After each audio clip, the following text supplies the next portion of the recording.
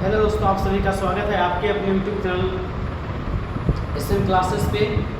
और आज हम लोग जानेंगे, आज मौलिक अधिकार के बारे में जानेंगे। मौलिक अधिकार से आपका जो है 1-2 क्वेश्चन फिक्स है कि आना है कोई भी कॉम्पिटिटिव एग्जाम में, और सहायक आचार्य में भी 4 नंबर क्वेश्चन आना आपका है। तो सहायक आचार्य के लिए एकदम VVI टॉपिक, इम्पोर्टेंट टॉपिक है। आप इस वीडियो को अंतिम तक बने रहेंगे, आपसे इससे जो भी क्वेश्चन आएगा वो आपको बन जाएगा एग्जाम में। लास्ट तक बने रहिएगा। तो लोग बात करते हैं मौलिक अधिकार के बारे में। मौलिक अधिकार का बात करें तो संविधान में कहाँ इसका चर्चा मिलता है। तो संविधान में बात करें, संविधान में तो यहाँ देखिए भाग 3 में मिलता है। कहाँ मिलेगा? संविधान भाग 3 में अनुच्छेद 12 से लेकर 35 तक के में क्या है आपका, तो मौलिक अधिकार की चर्चा है। 12 से लेकर 35 तक क्या है? मौलिक अधिकार की चर्चा है। अब पूछा जाएगा कि मौलिक अधिकार किस देश का स्रोत है, किस देश से हम लोग लिए हैं। तो अमेरिका से लिए, USA से। कहाँ से लिए हैं? अमेरिका के संविधान से मौलिक अधिकार लिए हैं। अब बनता है क्वेश्चन कि संविधान का मैग्ना कार्टा, संविधान का मैग्ना कार्टा या अधिकार पत्र किसे कहा जाता है? तो ये मौलिक अधिकार को कहा जाता है। किसे कहा जाता है? तो मौलिक अधिकार को ही आपका संविधान का मैग्ना कार्टा या अधिकार पत्र कहते हैं। अब जानते हम लोग हैं मौलिक अधिकार के ही बारे में कि इस संविधान में मौलिक अधिकारों की संख्या कितना है। बात करें तो शुरुआत में 7 था, अभी वर्तमान में कितना हो गया है?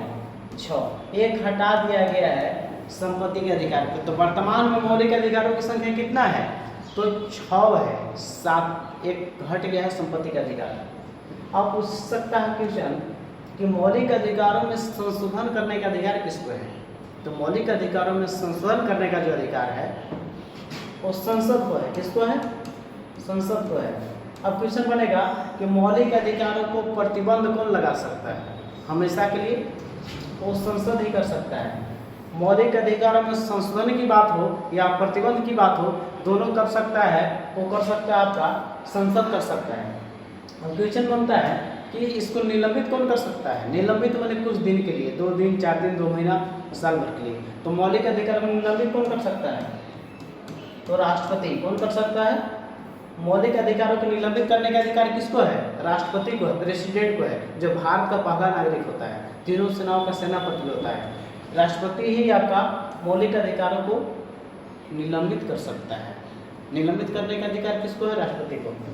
अब क्वेश्चन है बन सकता है कि मौलिक अधिकारों का संरक्षक या रक्षक कौन होता है? तो संरक्षक या रक्षक है तो सुप्रीम कोर्ट, सुप्रीम कोर्ट या हाई कोर्ट, दोनों।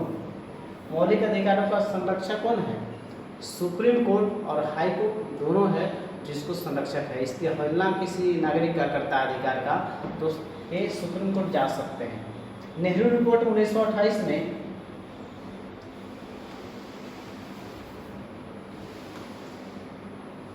नेहरू रिपोर्ट 1928 में पहली बार मौलिक अधिकार की चर्चा की जाती है। नेहरू रिपोर्ट मोतीलाल नेहरू जी के द्वारा बनाया गया था, जो पंडित जवाहरलाल नेहरू जी के पिताजी थे। तो नेहरू रिपोर्ट कब आया था? 1928 में मौलिक अधिकारों की चर्चा मिलती है। अब यहाँ देखते हैं हम लोग क्वेश्चन में कि मौलिक अधिकारों को जो है हमारे देश के प्रथम गृह मंत्री लौह पुरुष कराची अधिवेशन 1931 की अध्यक्षता कर रहे थे। इन्होंने ही मौलिक अधिकारों की मांग की थी। सर्वप्रथम मौलिक अधिकार की मांग पहली बार किए थे हमारे सरदार पटेल। सरदार पटेल जो है कराची अधिवेशन, कांग्रेस कोसी अधिवेशन मौलिक अधिकारों की मांग किए थे। कौन? सरदार पटेल।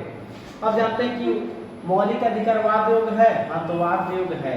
वाद योग्य है तो हाँ, परिवर्तनीय है तो परिवर्तनीय पोस्ट कर सकते हैं। तो आपका वाद योग्य भी है और परिवर्तनीय भी है। और इसको मौलिक अधिकार को पब्लिक भी नहीं छीन सकता। पब्लिक नहीं छीन सकता है, ना कोई गवर्नमेंट भी नहीं छीन सकता है। तो मौलिक अधिकार एक ऐसा अधिकार है जो कोई किसी व्यक्ति का, कोई पब्लिक उस अधिकार का अवहेलना नहीं कर सकता है, ना गवर्नमेंट उस अधिकार को छीन सकती है। फिर है जो हमारा मौलिक अधिकार है वो कितने हैं विवर्तन में? 6 हैं। कितने हैं?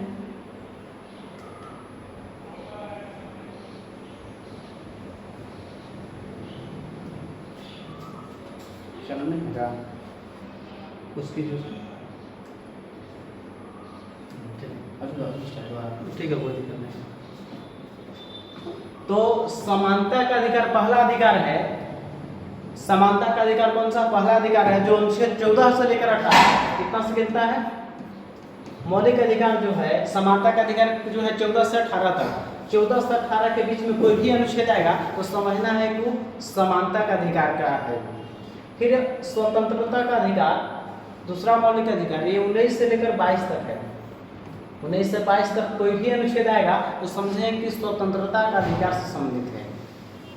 फिर शोषण के विरुद्ध अधिकार तीसरा मौलिक अधिकार है। तो आर्टिकल अनुच्छेद आर्टिकल 23 से लेकर 24 तक अगर रहेगा तो समझेंगे कि शोषण के विरुद्ध अधिकार का ही एक कोई आर्टिकल है। धार्मिक स्वतंत्रता का अधिकार ये आपको 25 से लेकर 28 तक, 25 से लेकर 28 तक कौन सा चीज़ है? तो धार्मिक स्वतंत्रता का अधिकार जो है 25 से 28 में चर्चा मिलता है अनुच्छेद में। आगे देखते हैं कि अल्पसंख्यकों के शिक्षा और संस्कृति संबंधी अधिकार जो है पांचवा मौलिक अधिकार है, जो आर्टिकल 29 से लेकर 30 तक है। आर्टिकल 29 से 30 तक क्या आपका है? तो आपका अल्पसंख्यकों के शिक्षा और संस्कृति संबंधी संरक्षण का अधिकार की बात करता है। फिर छठा मौलिक अधिकार है संवैधानिक उपचारों का अधिकार, जो अनुच्छेद 32 में है। अनुच्छेद किस में है? 32 में है। संवैधानिक उपचारों का अधिकार छठा मौलिक अधिकार है। अब एक करके सबको हम लोग देखते हैं। जैसे इंपोर्टेंट आर्टिकल देखते हैं तो कौन कौन इंपोर्टेंट आर्टिकल हैं इतना इसमें से। तो सबसे पहले समानता का अधिकार जो है आपका आर्टिकल 14 से लेकर 18 तक क्या है? समानता का अधिकार के बीच में देखते हैं कौन कौन है। तो सबसे पहला जो है अनुच्छेद 14 है। इसमें क्या है? कानून के समक्ष समानता, कानून के समक्ष सब समान है। आर्टिकल 15 कहता है जाति, धर्म, लिंग, वंश, परंपरा का आधार पर कोई का भी भेदभाव नहीं कर सकते हैं। फिर आर्टिकल 16 है कि आर्टिकल 16 में जो है लोक नियोजन में समानता है। लोक नियोजन में समानता का है आर्टिकल 16 में। आर्टिकल 17 इंपोर्टेंट है। इसमें अस्पृश्यता का अंत, छुआछूत का अंत का बात किसमें कर किया जाता है?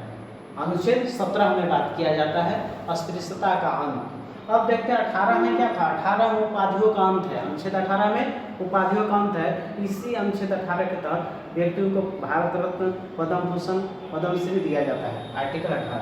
अब अनुच्छेद 19 में हम लोग जानेंगे। अब 19 से लेकर 22 तक कौन सा अधिकार है? तो स्वतंत्रता का अधिकार है। तो देखते हो 19 जो है ये बहुत सारे भाग में बटा हुआ है, 5-6 भाग में। जैसे 19A बड़ा इंपोर्टेंट है, विज्ञान ये याद रखिएगा इसको। 19A में जो है अभिव्यक्ति की आज़ादी। अभिव्यक्ति की आज़ादी, हम अपना बातों को व्यक्त कर सकते हैं। बोलने की आज़ादी, मौन धारण करने की, पुतला दहन करने की, RTI जो सूचना का अधिकार है, झंडा फहराने का, प्रेस मीडिया ये बड़ा इंपोर्टेंट है। प्रेस मीडिया को हमारे देश का चौथा स्तंभ कहा गया है। प्रेस मीडिया जो है, जो पत्रकारिता है, अनुच्छेद 19A में है, बड़ा इंपोर्टेंट है। प्रेस और मीडिया की चर्चा 19A में है। 19A में प्रेस और मीडिया, इसको चौथा स्तंभ कहा गया है। 19B में अगर बोल दिए तो सभा कर सकते हैं। B में बुला के सबको, A में B में क्या कर सकते हैं? सभा कर सकते हैं। C में सभा हो गया तो संगठन बना सकते हैं। संगठन बना लिए तो D में संचरण कर सकते हैं, घूम सकते हैं देश में।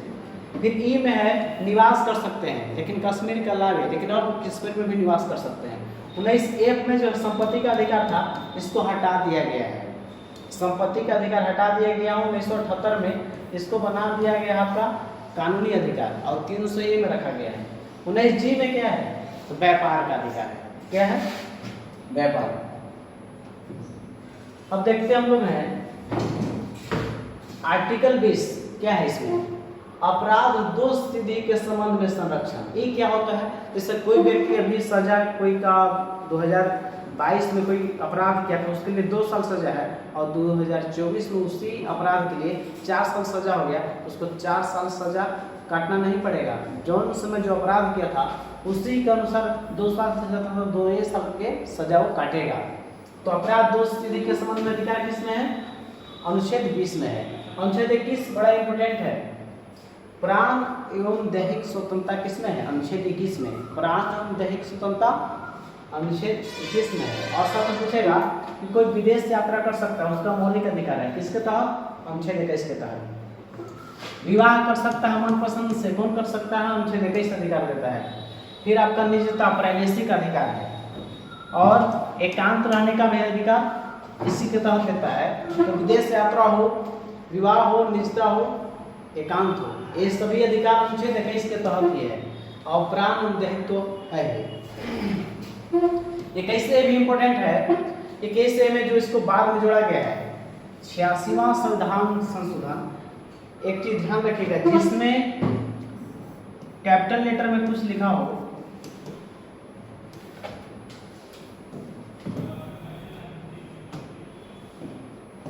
कैपिटल लेटर में लिखा हो, कैपिटल लेटर में ए, और स्मॉल लिखा हो और स्मॉल ए लिखा हो, तो ये समझना है कि बड़ा ए है तो समझना है कि संशोधन के बाद जोड़ा गया है। संविधान जो समय बना था उस समय नहीं है, वो बाद में जोड़ा गया है। और स्मॉल ए है, समझना है कि संविधान बनने के समय ही ऐड था, इसको ध्यान रखिए। तो यहाँ 21 ए है, यानी कि बाद में जोड़ा गया है अनुच्छेद। कब जुटा है? 86वां संविधान संशोधन 2002 के तहत इसे जोड़ा गया है। इसमें क्या है?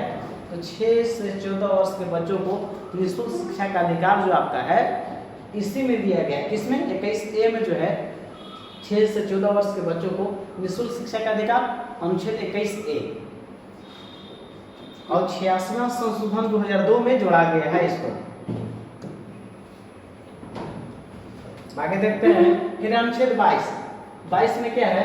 22 में जब कुछ दशाओं में गिरफ्तारी में संरक्षण है, जैसे आपको गिरफ्तार करने के बाद पूछने का अधिकार है कि क्यों पकड़ा गया है, और 24 घंटे के अंदर मजिस्ट्रेट के सामने पेश करना है, उसके बाद मनपसंद वकील चुन सकते हैं आप। यही अनुच्छेद 22 का होता है पूरा डिटेल। इसके तौर पर भी है, जैसे कोई व्यक्ति को गिरफ्तार करने के बाद उसको हिरासत में ले सकता है, रिमांड पर ले सकता है, नजरबंद कर सकता है। जैसे कोई नेता दंगा उंगा फैलाने के चलते उसको पहले भी थाना में नजरबंद कर सकता है, अनुच्छेद 22 के तहत पुलिस कर सकता है। या इनकाउंटर इसी जब रिमांड पर लेते हैं इनकाउंटर इसी के तहत कर सकता है, और रिमांड भी ले सकता है अनुच्छेद 22 के तहत। अब 23 क्या कहता है? अब स्टार्ट 23 से क्या होता है? 23 से स्टार्ट होता है शोषण के विरुद्ध अधिकार। शोषण के विरुद्ध अधिकार जो है 23 से 24 अनुच्छेद में है। 23 और 24 क्या है? शोषण के विरुद्ध अधिकार। अनुच्छेद 23 क्या कहता है?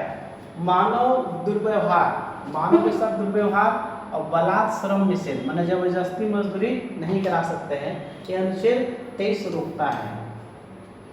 फिर अनुच्छेद 24 क्या कहता है? 14 वर्ष से कम आयु के बच्चों को बाल नियोजन में प्रतिबंध है। इन लोगों को जो है कल कारखाना जो इससे खतरा है उसको काम नहीं करा सकते हैं। 14 वर्ष से कम आयु के बच्चों को नहीं करा सकते हैं, अनुच्छेद 24 रोकता है। अब देखते हैं अनुच्छेद 25 के तहत कोई भी व्यक्ति कोई धर्म मान सकता है, उसको रोक नहीं सकता है। हिंदू है तो बौद्ध मान सकता है, मुस्लिम है तो हिंदू बन सकता है। तो अनुच्छेद 26 का होता है धार्मिक प्रबंधन कर सकता है अपना धर्म को प्रचार प्रसार करने के लिए। 27 का होता है कि धार्मिक संस्थान जो भी है उस पर टैक्स नहीं लगेगा। जैसे मंदिर हो गया उस पर करोड़ों अरबों रुपया दान हो रहा है, उस पर टैक्स नहीं लगेगा। अनुच्छेद 28 का होता है कि कोई भी सरकारी संस्थान गवर्नमेंट इंस्टीट्यूट है उसमें धार्मिक शिक्षा पर्सनली कोई धर्म का विशेष का प्रचार नहीं कर सकते हैं, अनुच्छेद 28 है।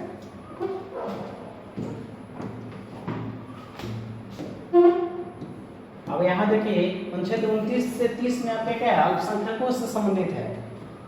अनुच्छेद 29 कहता है अल्पसंख्यकों के हितों का संरक्षण, 29 कहता है।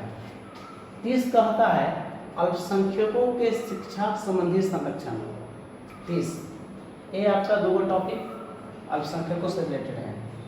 और अनुच्छेद 31 जो था संपत्ति से अधिकार रिलेटेड था। 44वां संविधान संशोधन 1978 के तहत संपत्ति के अधिकार को मौलिक अधिकार से हटाकर एक विधिक अधिकार, कानूनी अधिकार बना दिया गया है। और संपत्ति का अधिकार अब कहाँ चला गया है? अनुच्छेद 300A में चला गया है। तो कब हटाया गया है संपत्ति के अधिकार को? 44वां संविधान संशोधन 1978 में हटाया गया है। मौलिक अधिकार से हटाकर संपत्ति के अधिकार को कानूनी अधिकार बनाया गया है। अब यहाँ देखते हैं हम लोग अनुच्छेद 32 देखते हैं, संवैधानिक उपचारों का अधिकार। बड़ा ही इंपोर्टेंट है। संवैधानिक उपचारों का अधिकार किसमें है? अनुच्छेद 32 में। पूछेगा कि संविधान का आत्मा तो कहते हैं प्रस्तावना को, लेकिन कह दे कि डॉक्टर भीमराव अम्बेडकर द्वारा, डॉक्टर भीमराव अम्बेडकर जी द्वारा, जो भारत के प्रथम कानून मंत्री थे, प्रारूप समिति के भी अध्यक्ष थे, तो डॉक्टर भीमराव अम्बेडकर द्वारा, डॉक्टर भीमराव अम्बेडकर जी द्वारा संविधान का आत्मा किसे कहा गया है? तो उसका आंसर होगा अनुच्छेद 32, संवैधानिक उपचारों का अधिकार। जब व्यक्ति विशेष का नाम बोलेगा तब अनुच्छेद 32। लेकिन पूछा जाएगा कि संविधान का आत्मा क्या है? केवल संविधान का आत्मा क्या है? तो प्रस्तावना मारेंगे। लेकिन कह दे कि डॉक्टर भीमराव अम्बेडकर जी किसको संविधान का आत्मा बोले हैं? तो अनुच्छेद 32 को, संवैधानिक उपचारों के अधिकार को। संविधान का हृदय या अन्य मौलिक अधिकारों का संरक्षक, अन्य मौलिक अधिकारों की रक्षा कौन करता है? यही अनुच्छेद 32 करता है। मौलिक अधिकारों को मौलिक अधिकार बनाता कौन है? तो अनुच्छेद 32 ही बनाता है। अनुच्छेद 32 के तहत सुप्रीम कोर्ट, अनुच्छेद 32 के तहत एससी मतलब सुप्रीम कोर्ट, और अनुच्छेद 226 के तहत हाई कोर्ट 5 रिट जारी करता है।